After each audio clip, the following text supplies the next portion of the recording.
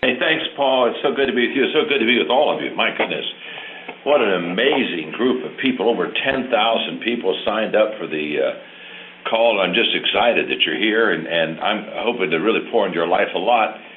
Thanks, Paul, for those kind words. Those took probably 5 minutes. Trust me, if we'd had some time and I could tell you all the failures and mistakes I made, that would have taken all evening. So I've had a few successes, but I've found that most of my successes have been discovered through some of my greatest disappointments and my biggest setbacks.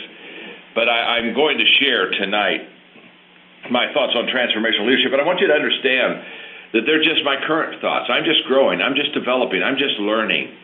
I don't have this down. In fact, I'm just writing the book. I'm just forming the book right now on transformational leadership. So it's one of those situations where I'm just going to talk to you from my heart, the passion of what I'm learning. I learned a long time ago that if you really want to find out a person's passion, you have to find out what they're learning right now. Anything that you know that's over 4 or 5 years old, you're not passionate about it usually. It's already a fact. It's already part of your life. It's history. But I'm very passionate about learning how to transform yourself so that you can turn around and transform other people. And the idea, Paul, tonight is not just taking people from knowing to doing, but from doing to changing. And I want to also discuss how transformation of oneself, how I transform and that you transform, that has to happen before we transform others. You cannot give what you do not have. So I have to be personally transformed, to be a transformational agent to others. And we're going to talk about what's it like to become a transformational leader, and what does that allow us to do? And it's going to take us to a whole new level, from transforming just a few people, hopefully, to transforming many people in our lives. It's going to allow us to have a greater impact upon our families, our congregations, our organizations, our companies, and yes, even hopefully our countries. And Paul, as you know, we're right now working on transformational leadership, literally with countries, and seeing some tremendous change. So This is going to make, I think, a big difference in your life, and hopefully, as it makes a big difference in your life, it'll make a big difference in the others. But first, just let me say this: we're going to be partners this evening, and so I want you to take this valuable information and turn it into transformation. And I'm going to teach you and then show you how you can take your dreams further than you could have ever imagined, and how you can become that leader that you've always wanted to be.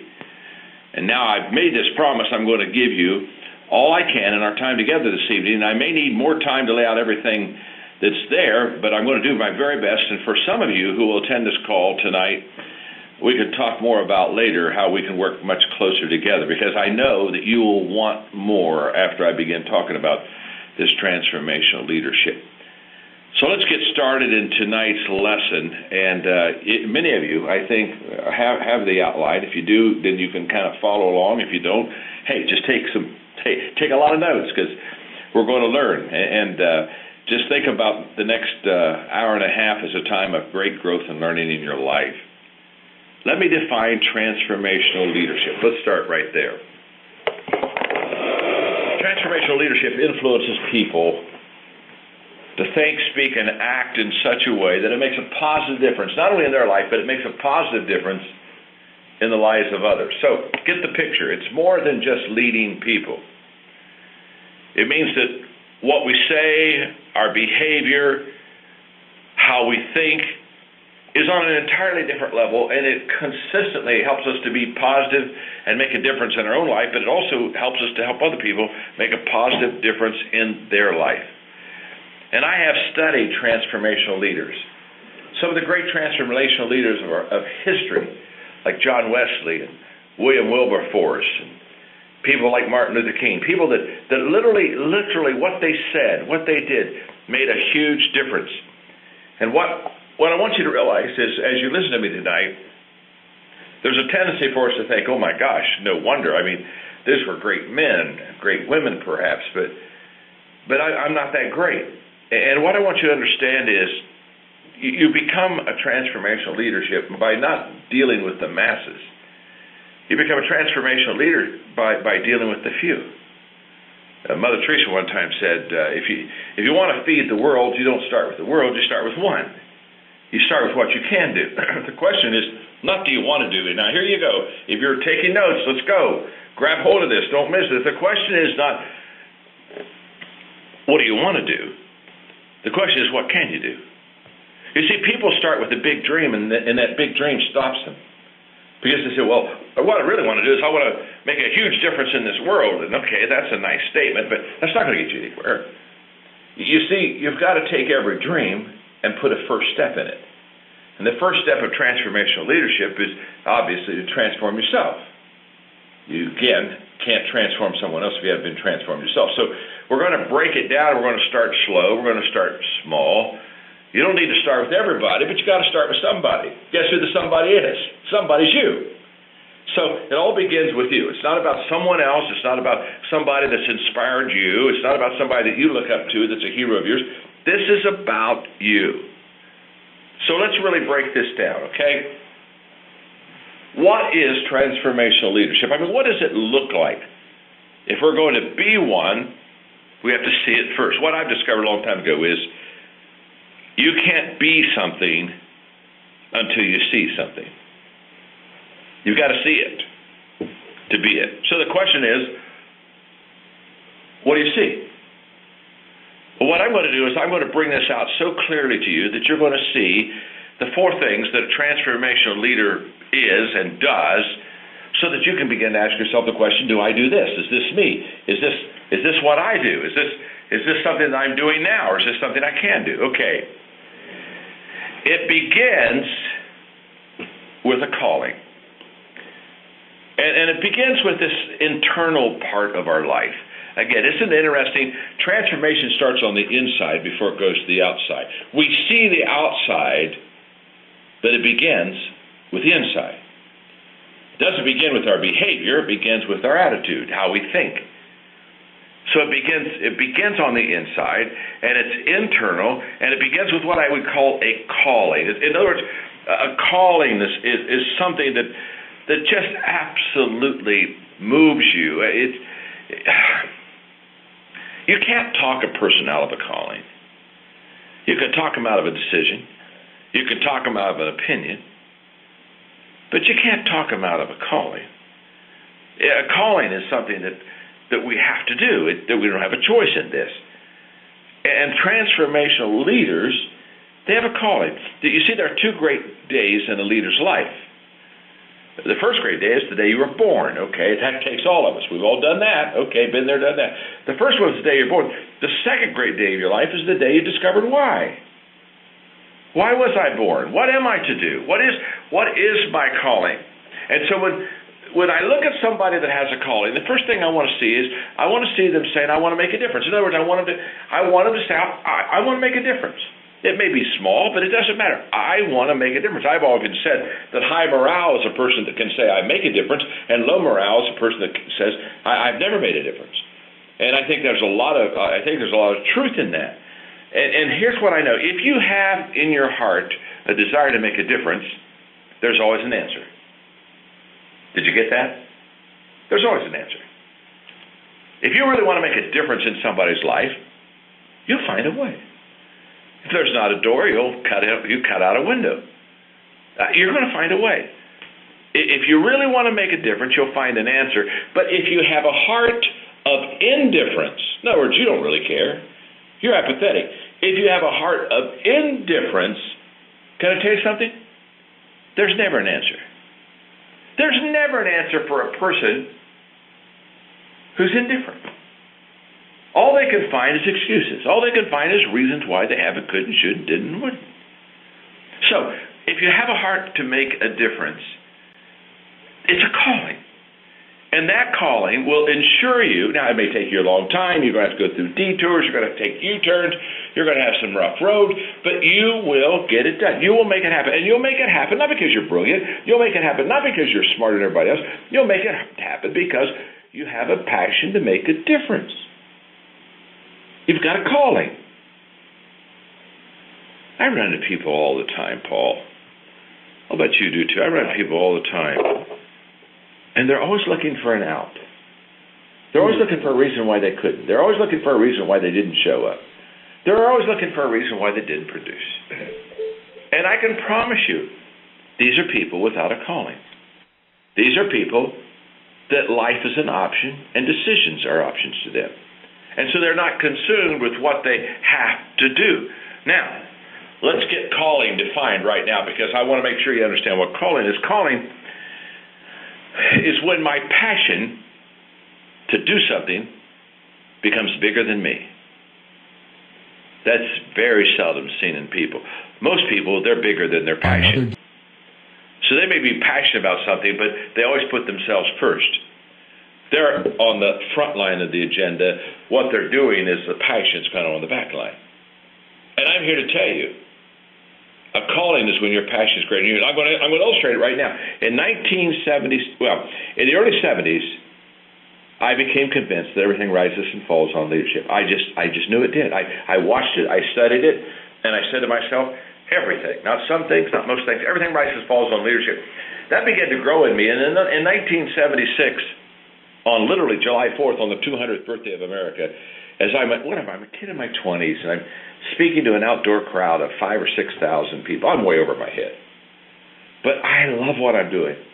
And it's while I'm doing this teaching on America that I know God talks to me and said, John, you're going to train leaders the rest of your life. I got in the car.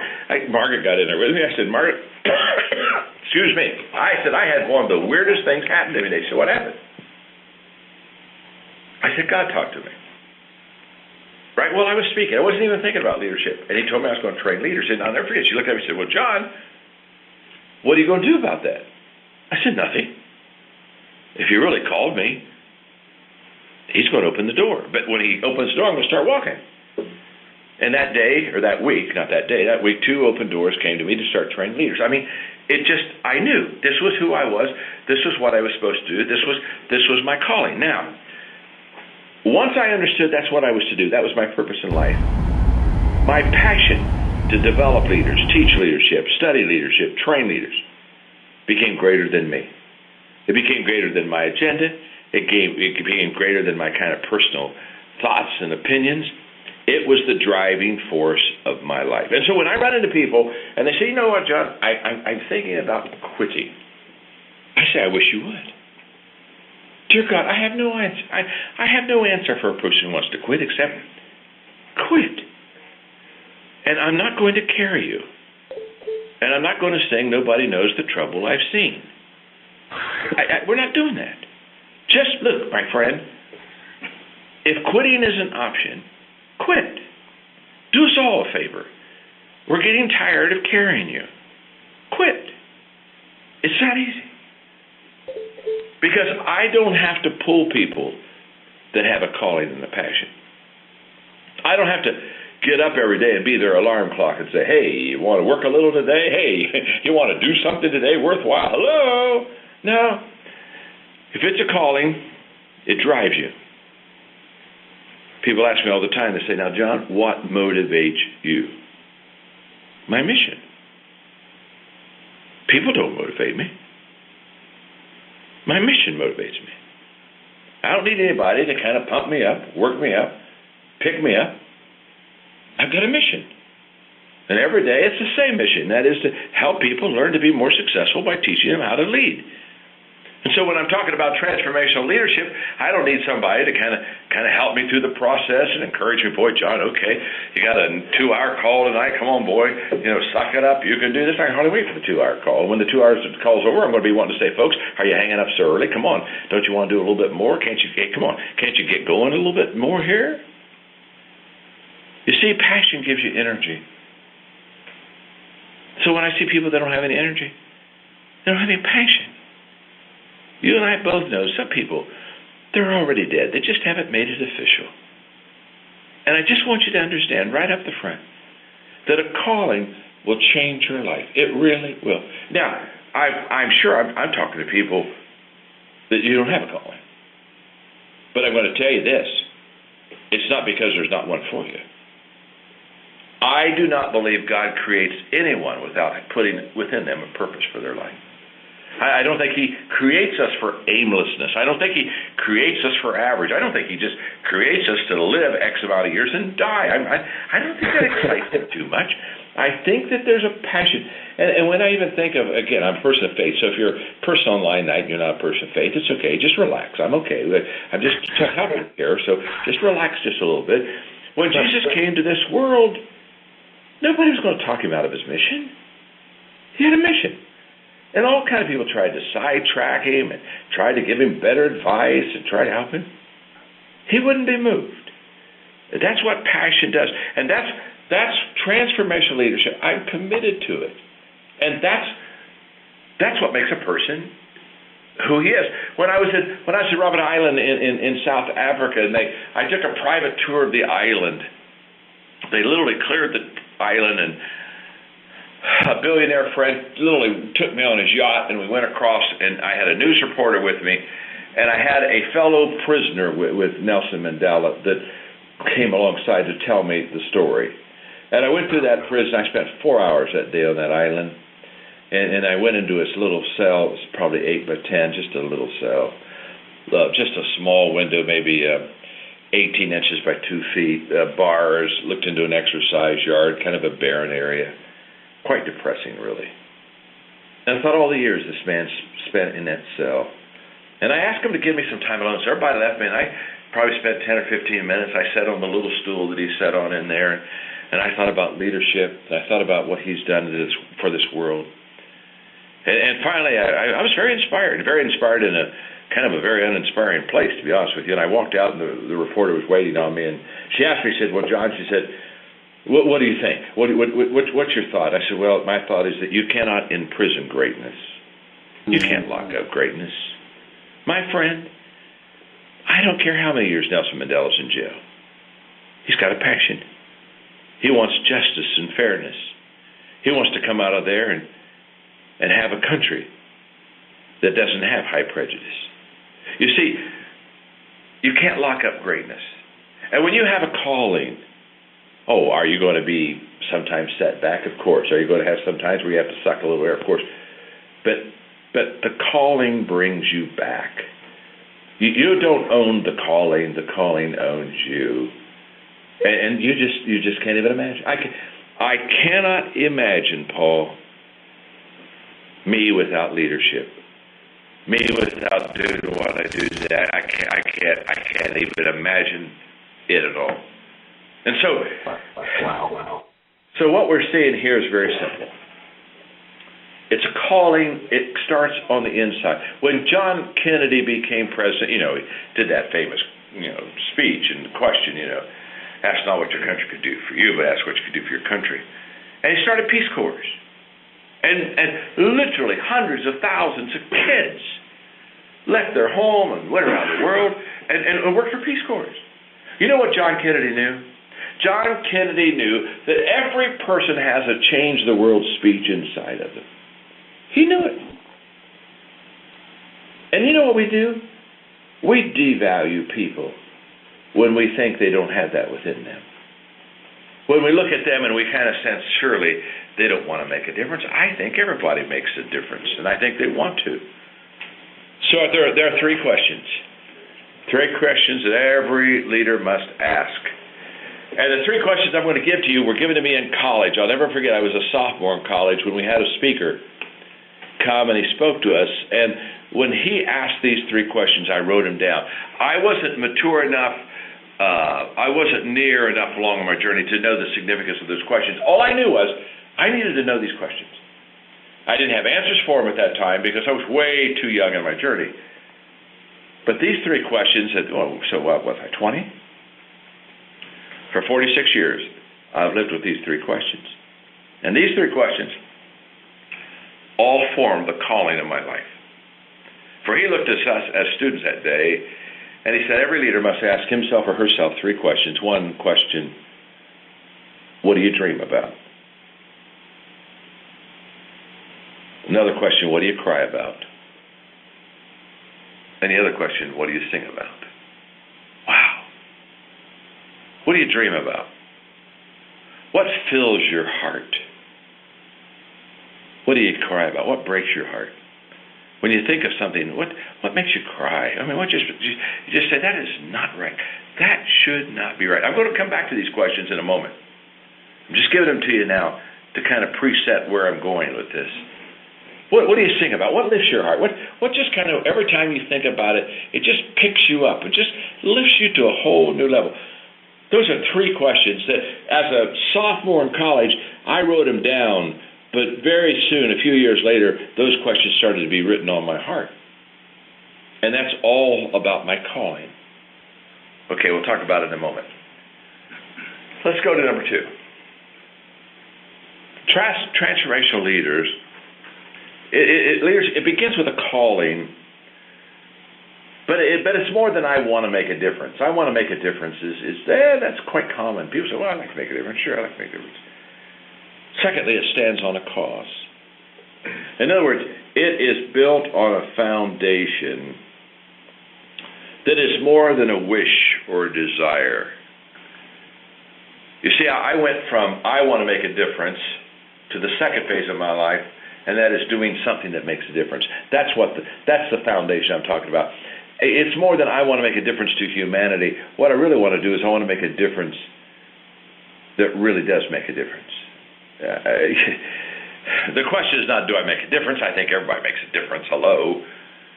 The question is, what kind of a difference do I make? And when I ask the question, what kind of a difference do I make, here's what I know, and here's what I absolutely am passionate about. Leadership makes a positive difference in everything. Everything. I know of nothing in this world that makes a more significant difference than leading and being a leader. If somebody says, how can I make the greatest difference in my life or the life of others? I would say, learn to lead. Now, when I say everything rises and falls on leadership, that thought came to me in the early 70s. Here's what's interesting. 40 years later, I'm more convinced today on that thought than I was then. You know, as you get older, let me just stop it for a moment. As you get older, you have less certainties. I'm 66. And I have a lot less certainties at 66 than I did at 26. Well, at 26, I was certain about a lot of things.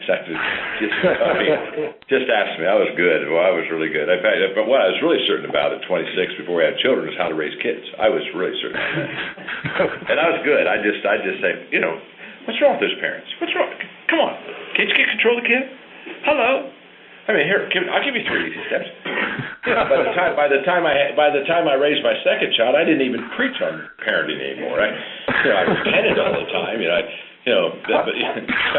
Margaret and I had I'll never forget. James Dobson wanted us to write a book on parenting, so we decided we would. Oh my goodness! And talk about timing. We were writing a book, Paul, when our kids were teenagers. Now, how do you find stupid?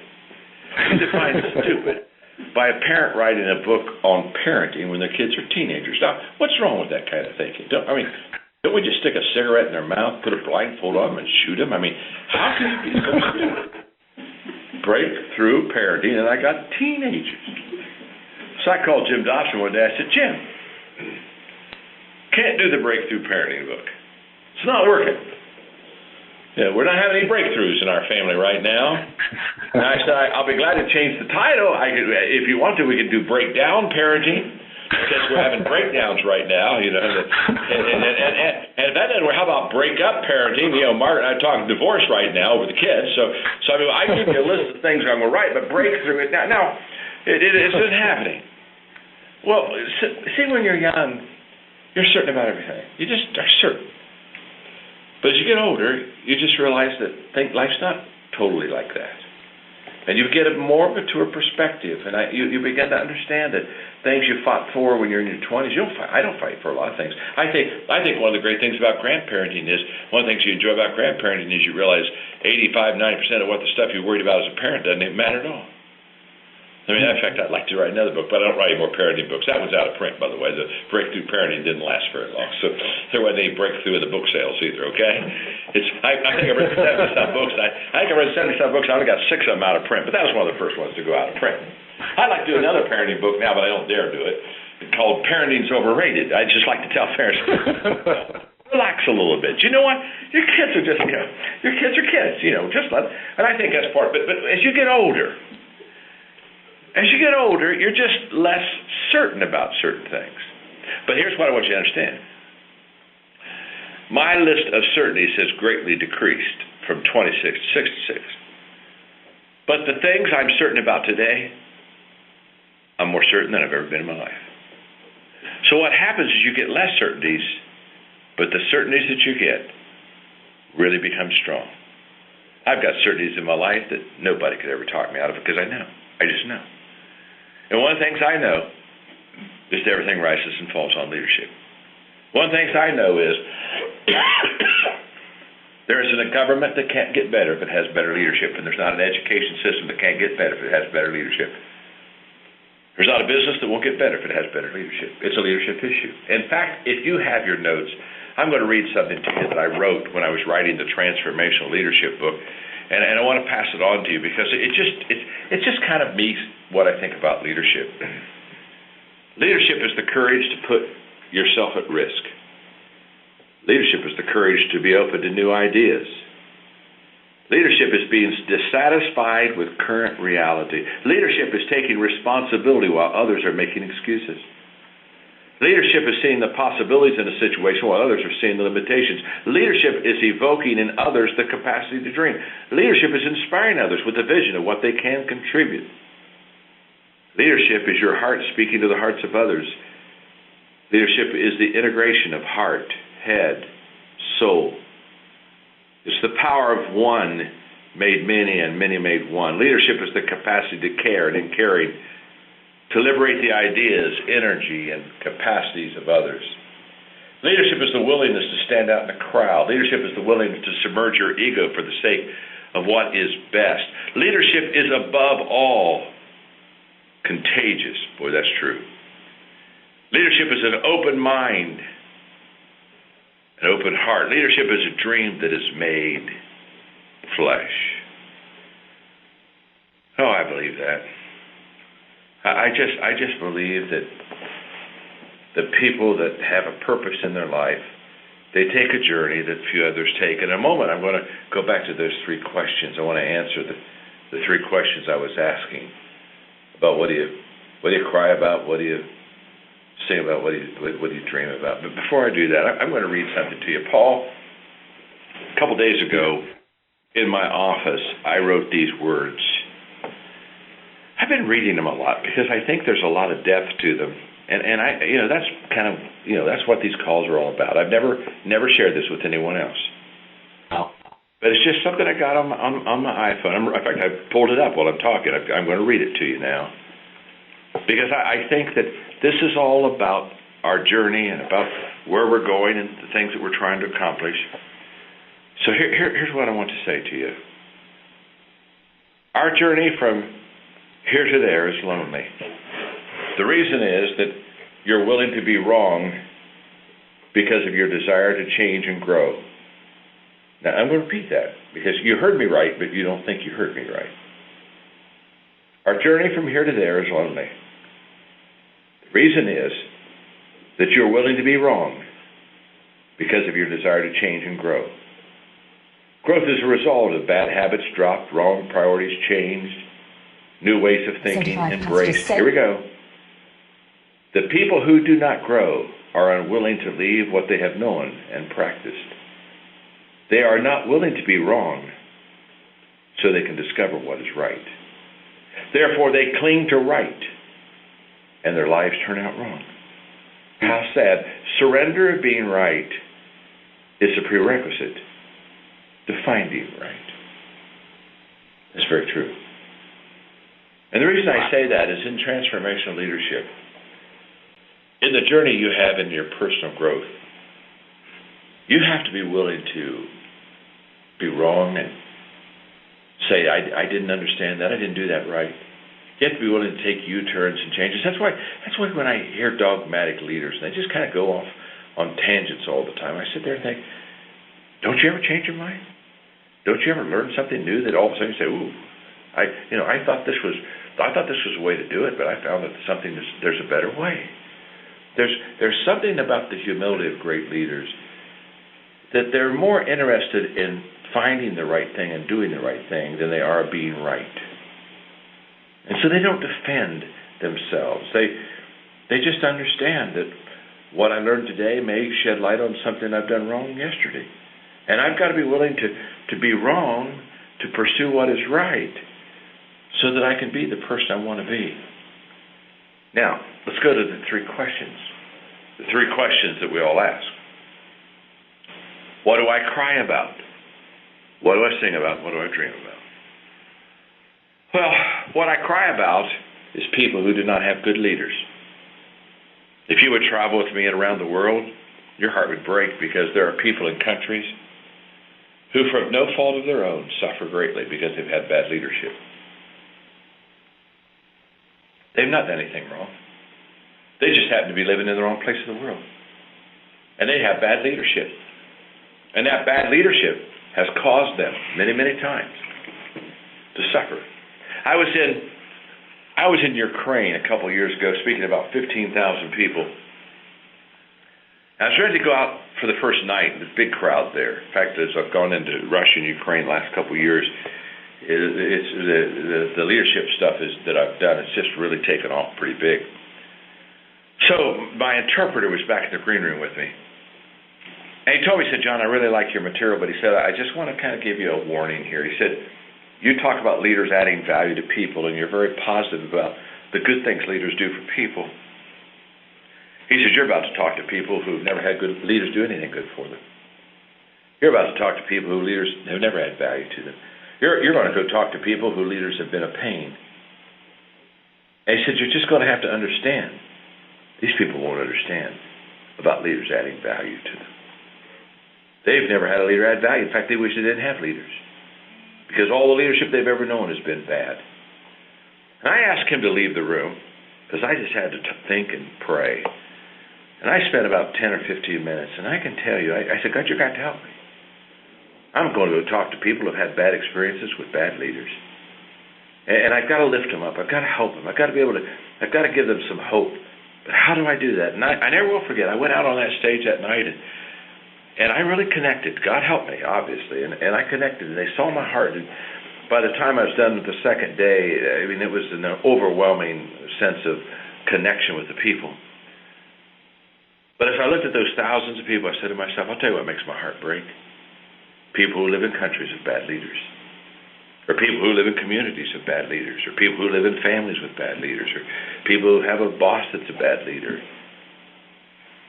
Nothing's good when you have a bad leader. And there are a lot of people, every day they have to go to work, and they have to work for somebody that's just a bad leader. Every day they've got to work alongside somebody that's going to limit them instead of expand them. So my heart cries about just bad leadership, because I know how people suffer. Now you say, "John, what do you sing about?" I sing about the fact that people can become good leaders. I sing about the fact that you don't have to be a bad leader all of your life, that you can learn, you can change, you can be a better leader. And I can give you example after example of people that have made that change. So if you've not had a good experience with leaders, or you haven't had a good experience leading, you can change. And that makes me sing. That really lifts me, because if you can change a leader, you can change a country. If you can change a leader, transformational leadership is all about changing people. In a moment, I'm going to talk to you a little bit about Guatemala, but in the process of Guatemala, I can promise you. Well, here's a good example. In interviewing and working with the people over the last year and a half, one of the things that's broken my heart is we discovered that the average Guatemalan, if you ask them who their hero is, they can't give you a name. The average person in Guatemala doesn't have one hero. So what am I telling those people? What a great day this is for you. You get a chance to be the first hero in Guatemala. You get a chance to, show good leadership. You've had a chance to show good things. And so I sing about the fact that leaders can change. You can become a transformational leader. And I dream about, and this is really where transformational leadership comes in, I dream about the fact that transformational leaders really do make a difference. And they make a difference for their country. Okay, here's a startling statistic. There have been 26 billion people who lived on this earth. 26 billion. And those who have studied leadership and influence say that of the 26 billion, 3,000 people have influenced the 26 billion people. 3,000 people. In the history of mankind have influenced 26 billion people. Wow. When I think of that, when I think of one leader being able to make such a difference, you know it was Alexander the Great when he was a young child. His father, Philip, had Plato mentor him. And one day when Alexander the Great was 10, he looked at Plato and he said, "How many is one?" And Plato said, "Give me a day." And he came back the next day to young Alexander, the kid who would later on become the world conqueror. And he said these words to him. I've often wondered if these were the words that put Alexander the Great where he was. He said, one is a big number if you're talking about a leader. Because one person can make a difference. That's all about transformational leadership. So, let's review. It begins with a calling. It stands on a purpose. The foundation is the why. And the question is my why? That's my purpose. Is my why bigger? Is my why bigger than me? In fact, let me just take a moment and say this to you. When you find your way, or when you find your why, you find your way. When you find your purpose, you find your way. Stay right with me. When you find your why, you find your will. In other words, when you find your purpose, you find your will. People talk about the fact to say, well, that person's so disciplined. Well, they're disciplined because they found their why. They found their purpose. The person that have a purpose, they're not disciplined at all. Discipline is not like some kind of a DNA that you got it or you don't got it. It's a choice. And people that become disciplined, they become disciplined because they got a purpose that's bigger than they are. So when you find your why, you find your way. In other words, you get direction in your life. When you find your why, you find your will. You get discipline in your life. And when you find your why, you find your wings. That's what causes you to fly. That's what allows you to take off. That's where you develop yourself. It's amazing. The people that develop it, that get wings, once they find their why, all of a sudden people say, what happened to them? All of a sudden they just took off. They found their why. Okay. Here's what happens. Number 3, in transformational leadership, it spreads from me to we. Wow.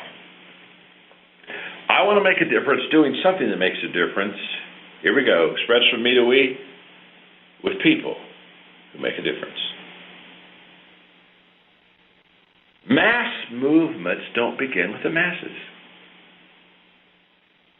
When Gandhi started his walk out of prison, Margaret and I were there in October in New Delhi, and I wanted to go visit the prison where Gandhi spent 6 of his last years.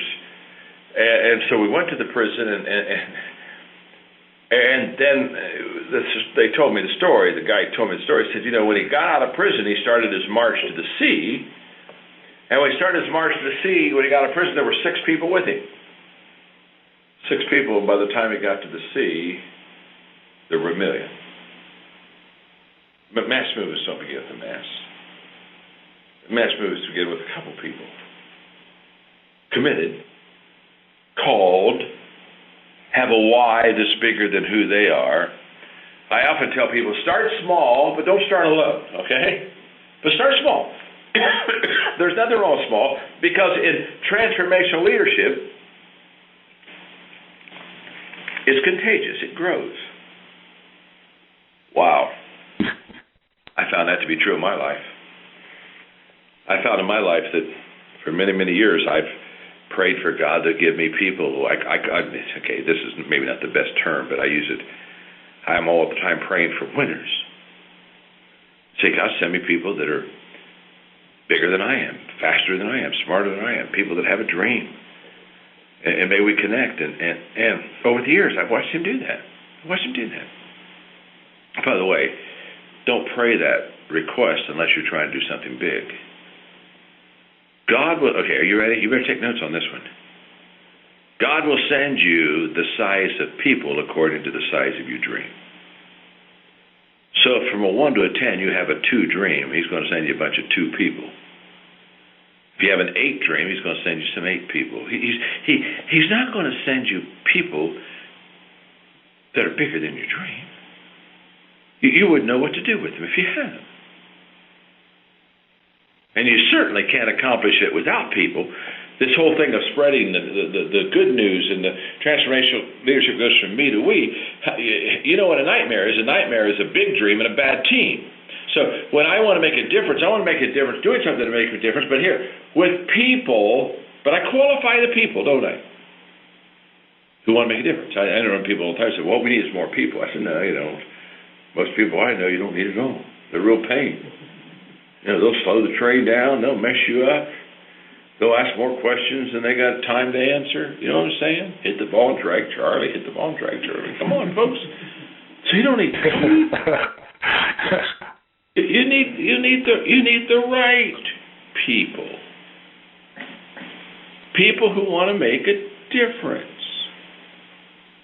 And when you get those people, guess what you got to do? You begin to make a difference. So let me just kind of get personal with you, because in Equip, our organization, our nonprofit organization, which we started 16, 17 years ago now, it's become the largest nonprofit leadership organization in the world.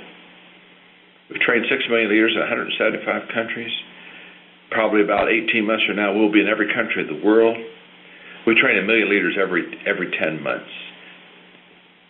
I've done the math. Are you ready? By 2020, every month we'll train another 1 million leaders. It's quite staggering. So I kind of understand training and developing people and leadership and understand that whole process. And after we train, 6 million leaders, I began to look at Equip and I began to ask myself, so what? So what? So I've trained all those people. We've trained all those people. So what? We got to have more than trained people. We got to have people that are making a difference in their community, in their culture. We got to raise up transformational leadership. How many of those leaders? Excuse me. How many of those leaders that we train? How many of them are going to really transform the people around them and be life-changing leaders? How many of those? I don't know, but we're going after them now. In fact, our goal now is to mobilize 1 million of those leaders. Wow. Mobilize 1 million transformational leaders. And it's starting to happen. In Moldova, 40% of the slave traffic has been stopped because our leaders have been trained. They're passionate about it. And Moldova is, in Amsterdam, if you go to Amsterdam now and go to the red light district where the windows are, 1/3 of those girls are no longer in business, because we've been training leadership in that whole district. It changes people. You see, here, what I'm about to say is huge. When people learn and live good leadership values, it raises their value. They become more valuable. Once they learn and live honesty, once they learn and live trustworthiness, once they live and learn industry, it just changes everything. They become more valuable to their community, and when they become more valuable to the community, it just lifts everybody in the community. And so we said, okay, what we're going to do with transformational leaders, in fact, I got to stop here for a moment. Paul, you were there, my friend. What was it now? 2 weeks ago. We were in Orlando. 2 weeks ago. Yep. 650 of our coaches training them. And I talked about this transformational leadership, and I talked to them about Guatemala and the project we have. You see, we're going to Guatemala, and we're going to develop a model of a country that we can change, and then we're going to develop that model, make it reproducible, so that our leaders in every country can have a game plan to change their country. And Guatemala is the country that we have started with, and and we started with it for several reasons. One of the reasons we started with it is it's a very young country. The average age of Guatemala is 20. It's very young. If you study transformational movements and leadership, all transformational leadership includes a big youth movement. Youth are always major in transformational leadership. Go back to the John Kennedy Peace Corps thing. Kids make a huge difference. And so we chose the country because they're young, they're 20. We chose the country because it's easy to get access, and if I'm going to kind of lead the charge, which I am on this one, I can't lead it on every country, obviously. I needed a place where I could get to quickly, and I can get to Guatemala in 3 hours from my home, and so I knew I could get down there, meet with the key people. So we said, okay, how are we going to do this? Well, there are 7 streams. This is very important. There are 7 streams of influence in every country, in every culture: business, government, education, family, religion, media, and arts. So what we've been doing in Guatemala is we've been going to the top influencers of those 7 streams. And we've been getting buy-in. We've been saying, okay, we want you to buy into transformational leadership. Well, one of the tough questions I was asked with these leaders, I'm talking with the top, I'm talking about the president, I'm talking about the cabinet, I'm talking about Congress, I'm talking about billionaires, I'm talking about 8 families that own 80% of the wealth of Guatemala, which I've sat down and worked with them. I'm talking about the cream of the cream. And we know we got to get buy-in with them before we're going to be able to have transformational leadership. By the way, the transformation, how it moves, is threefold. Transformation moves top down. In other words, if you're going to really affect those 7 streams, you got to go to the influencers. You got to go to the top people. And how many times have I looked at people and they've tried to bring transformation into something of which they didn't go to the top people. You've got to go to the influencers. You got to go to the top people. You got to go to it comes top down. It doesn't go down up. It goes top down. It moves inside out. It moves inside out. It starts with the values of a person and then goes to the behavior of a person. You don't try to change a person's behavior. You try to change their values. If you change their values, the behavior changes automatically.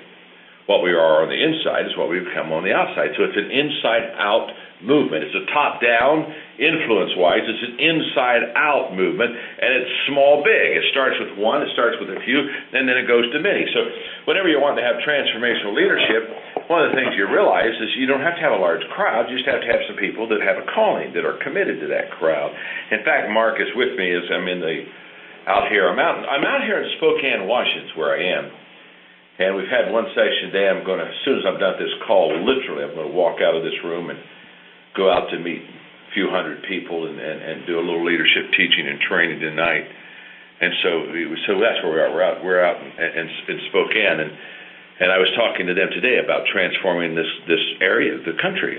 How are we going to do this? And when we were in Guatemala, I got some tough questions.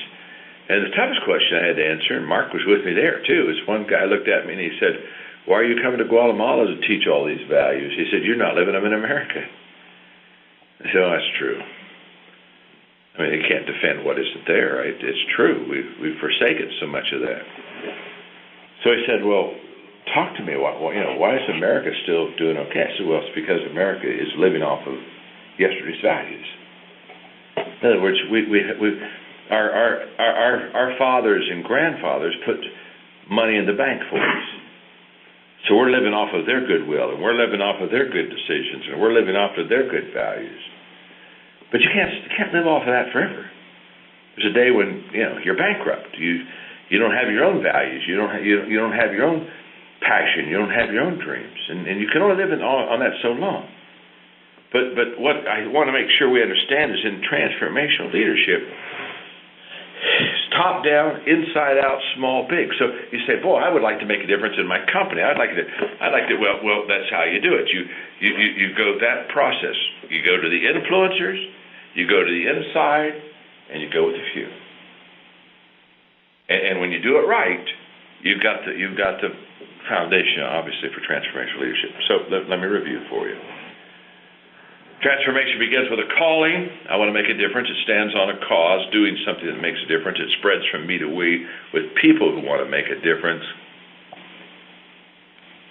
And it breathes with urgency at a time when it makes a difference. Wow, that's huge. At a time when it makes a difference.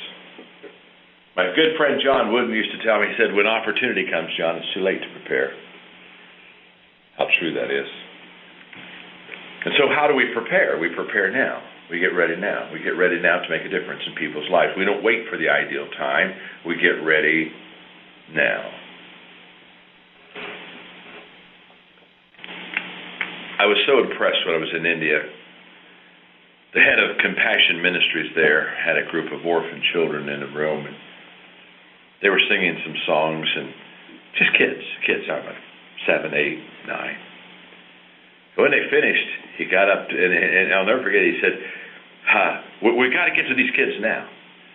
He said, because they're going to grow up and they're going to become agents of transformation. I thought, man, here's a guy that understands it, doesn't he? He has a sense of urgency to get to kids now, to make that change now. Let me ask you a question. On the call, where's your sense of urgency? Let me tell you a story. When I was in Guatemala, one of the real blessings and privileges I had was I had a couple of hours that I was going to meet with the Mayan leader, the person who is over all the Mayan Indians, which is, I think, makes up about 60% of the people in Central America. And of course, they have an amazing, ancient history. And so he came to our place where we were going to meet, and he was a very, very quiet, kind of soft-spoken guy. And I loved him. I just connected with him almost immediately. Now, to connect with the Mayan leader was not easy because total different cultures, paths are quite different. And he spoke Mayan. He didn't even speak Spanish. So the interpretation went from Mayan to Spanish to English to English to Spanish to Mayan. So when you ask a question, it's a long one. The question maybe is long enough. It's going to take a while to get through all those languages. But we connected. Oh my gosh, we connected. I could see his heart. I just fell in love with this guy. He had a very, very colorful jacket on, and on the jacket he had some spirals. He had little sticks that almost looked like a picket fence to me. And so after we talked for a while, because I was very interested in his jacket, I wondered if there was anything symbolic about it. So we talked for a while, and in that process, I finally got real comfortable with him. I thought I could ask him the question. I asked him, I said, is your jacket? I said, it's a beautiful jacket, very colorful. I said, is it symbolic of anything? He said, oh, no. He said, this is a leader's jacket. And I said, okay, well, explain to me, what's the leader's jacket look like? He said, well, the spirals. He said, that indicates time. So what that means is that as a leader, I realize that my time is very limited to help people make good decisions. That it goes on. It just keeps spiraling. It doesn't slow down. It doesn't stop for me to go ahead and do some things. I have to work in the context of time, and time's very short.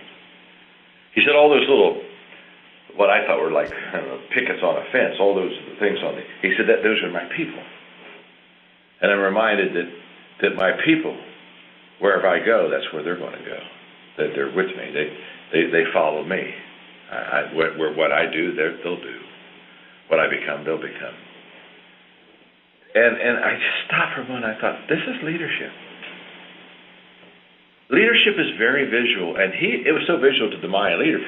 He visually had it with him. This is time, and these are my people, and I got to remember. And then I thought, you know what? Every leader wears a jacket. Every leader has a visual leadership.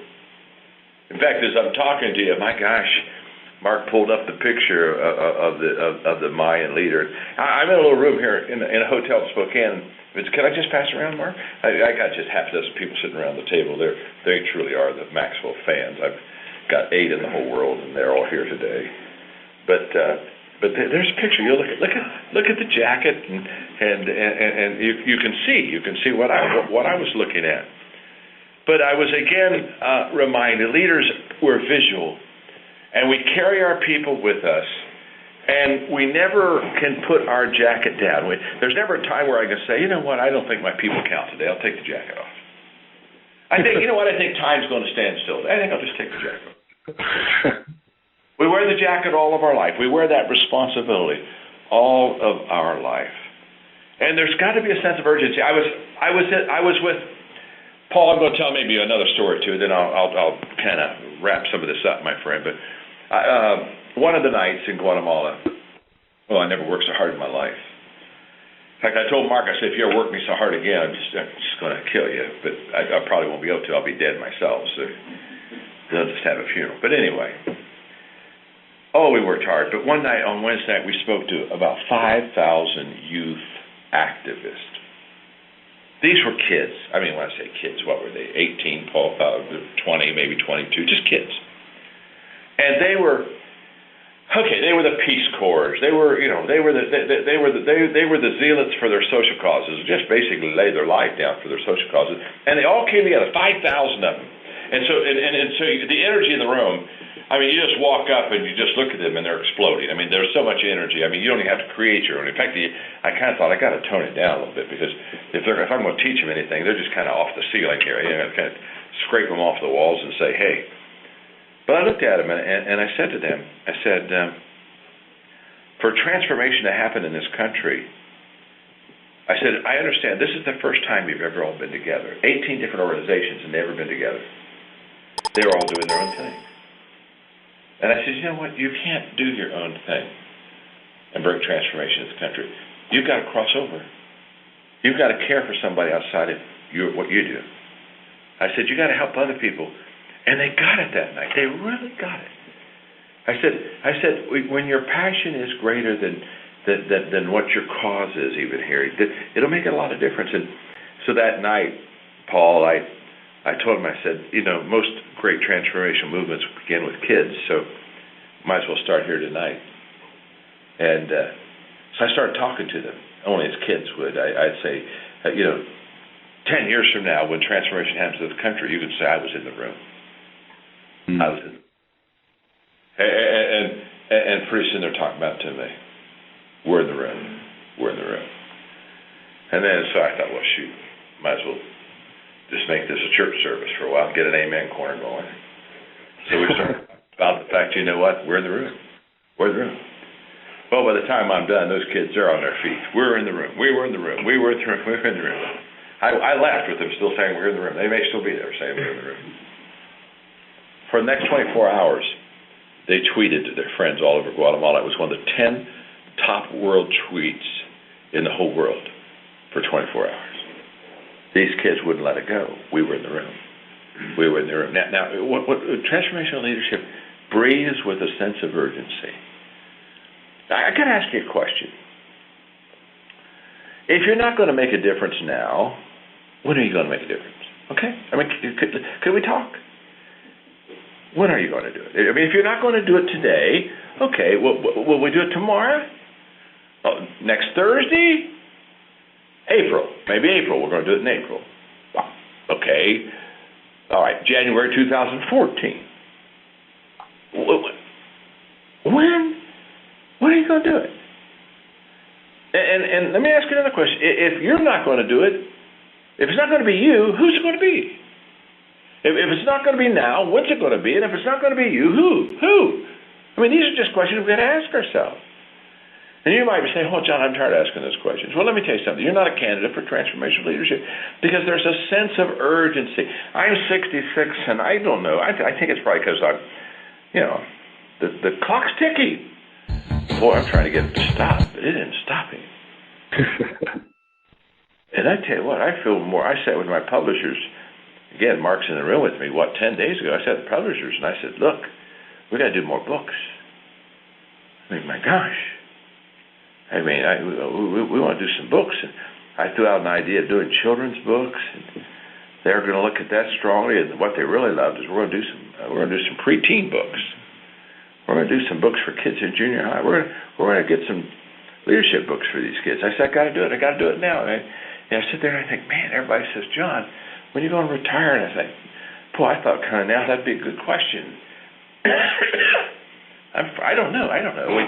If you've got a sense of urgency, I just think that as you get older, you don't want to do less. You want to sit there and think, man, I don't know, how long do I have? Let's kick it, one more time. I suppose that when I die, I could retire. That's a legitimate time to retire. He died.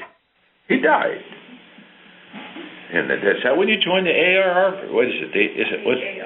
AARP? When you die, I guess you join the AARP. That's some kind of retirement group. I don't even know what it stands for, but what does AARP stand for? Does anybody know?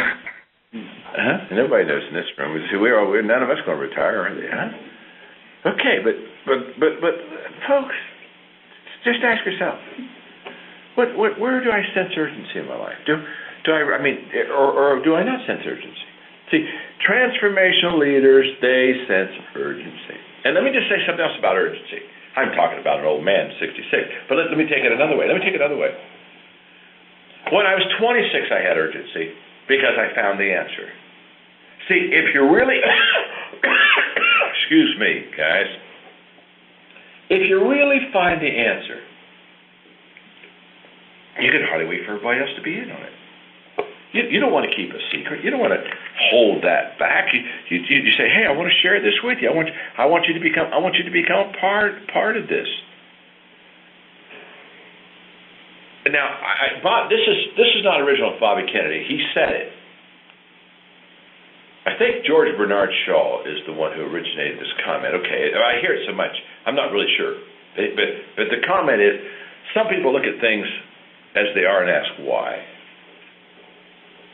Others look at things as they could be and ask why not. Now, if you look at things as they are and you ask why, you have a little why in your life. You have very little purpose. Well, why did this happen? Why does that happen? Why is that? But if you look at things as they could be and say why not, now you got a big why. You've got a passion to make you a transformational leader. And what I would like to do in wrapping this up, and this will hopefully open itself up for some questions for our people, Paul, is that we wrote out a list of values that we think should be taught to leaders. And these values, if you teach them to leaders, I think it changes them, and then they change their country. By the way, that's been proven in Colombia, where we've been teaching leadership values in the prisons for quite a few years. And Colombia now, by the United Nations, is the most transformed, improved nation in the world. And 10 years ago, you didn't even go there because of the drug lords and the cartel. We began teaching leadership values in the prisons to the guards, and it got contagious, and it went to the prisoners. They used to have one murder every day in the Guatemala, or in Colombia prisons. Last year, they only had 3 murders all year. From 365 to 3. I consider that a pretty good change, don't you? Values, leadership values. So I think, Paul, this is in their notes, but I want to just take a moment and walk this through before we kind of change here. When good values are practiced, the value of people increases, and then the value of the country rises. And so we put down the values that will increase the value of Guatemala. And what we did is we asked the people to select the top 10. And we went to every stream of influence. I mean, we went to the Archbishop of the Catholic Church and the priest and the nuns. We went to the Evangelical Church of Guatemala. We went to the banking business community of Guatemala. We went to the media. My gosh, we were with the media people. We were with the arts people. We were with the president. We were with the cabinet. We were with Congress. You name it, we were with them. We covered the top 8 families' wealth in the country, and everywhere we said, give us the values, and we gave them 30. And I'm just going to take you through these 30 values because I think once I read these to you, you're going to begin to really understand how important they are and what a difference they'll make. Honesty. When people accept the value of honesty, they will witness security and prosperity as crime decreases. Ethics. When they do the right thing and they set the standard for good character. Direction is when they will make solid decisions based upon purpose and path. Good motives. They will do things for the right reasons and receive better results. Planning, they will prioritize their actions to ensure greater success. Goals, they will build their self-esteem by pursuing and achieving dreams. Attitude, they will think and feel right about themselves and their future. Hard work, they will experience fulfillment knowing they did their best. Influence, they will know they are their brother's keeper and add value to them.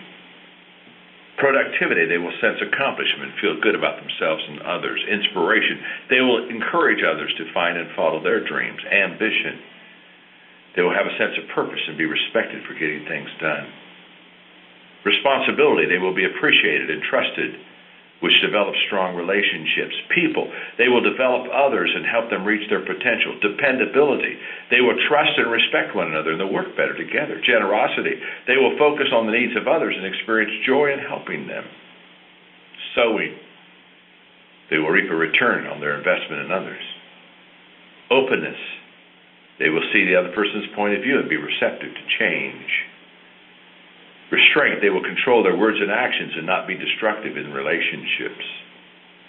Understanding, they will connect with others and truly appreciate the value and value them. Humility, they will be comfortable with their humanness and be transparent and honest. Listening, they will create a positive environment and avoid conflict and misunderstanding. Patience, they will encourage understanding, cooperation, and trust. Boundaries, they will know what is expected and feel secure it is fair. Growth, they will become more valuable to others as they develop themselves. Right thinking, they will think correctly and avoid the consequences of poor choices. Saving, they will remove the pressure of debt and have financial options. Ownership, they will work hard to build and pursue their financial future. Correction, they will be responsible for their actions and accept discipline as essential for change and forgiveness. They will practice forgiving others and will also be able to receive forgiveness from others, and they will practice forgiving others, and they'll be released to move forward in life. Now, let me talk to you for a moment before I come back to you, Paul. We had every one of these streams in Guatemala go through these 30 qualities, these leadership values, and we had to pick out their top 10, and out of that top 10 that they picked in every stream, there were 15 that were the consensus values. And we're going down in June, and we're going to teach those values. We're going to teach 15 values that they picked, and we're going to then teach the 15 laws of growth from my book. Oh, my friends, we are so over our head and so excited. I mean, as my expression is, when you're over your head, it doesn't matter how deep the water is, you're just over your head. Well, we're over our head. Trust me. But when I sat across the table with the Minister of Education, and she looked at me, and we talked about these values, and I said, would you like us to teach these values to your people? She said, yes. She says, I want every teacher in Guatemala to learn these values. Well, how many teachers do you have? 148,000 teachers. Teach them. What are we going to do? We're going to teach them. And Paul, you remember when we were with the coaches, I looked at the coaches and I said, okay, I need some people to go teach, because what we're going to do is we're going to teach these in round table settings, which means we're going to train about 200 people on how to do a round table. And of course, our coaches are trained in masterminding. They're trained in round tables because change happens in round tables. Change doesn't happen by teaching in lectures. Change happens when people are accountable and they come around the table and they have to talk about it and they have to say, I'm doing this well, I'm not doing this well, I need to improve, I need to change some things. So we're going to bring some of our coaches to Atlanta. We're going to train them for 2 days in round tables, and I'm going to ask my good friend who's the president of Delta Airlines to give us a plane. We're going to fly to Guatemala. And those 200 people are going to train people every day. They're going to train teachers that will then train 10. And when we get done, we're going to train that week 20,000 people, and those 20,000 people will be able to, in the next 6 months, train 200,000 people in Guatemala. Wow. And Paul, you know, buddy, you were there. When I looked at those coaches and I said, hey, anybody want to help me? Yeah. They started jumping up and down, and how do we get there, and what do we do? And they weren't worried about paying the price. Nobody asked me how much is it going to cost. They just said, we want to go. Why? I'll tell you why. Because they see this as an opportunity. Talk about breathing with a sense of urgency. They see they have a chance. They have an opportunity to make a difference in the lives of people, and they don't want to miss it. And I just say that because, Paul, to turn this back over to you in just a second. You know as well as I do that on the John Maxwell team, all we're trying to do is equip people to make a difference. That's all we're trying to do. Last year, I'm throwing you a question, Paul, that I'm going to assume you can answer. Last year, when we did Youth Max, when we taught the valuable lessons on self-image and bullying to kids, how many? Do you remember how many we ended up teaching at Youth Max? Do you remember how many it was that the coaches taught? John, you wrote 4 lessons or 5 lessons in anti-bullying, self-image, character, about 100 in the queue. You can go ahead with the first one.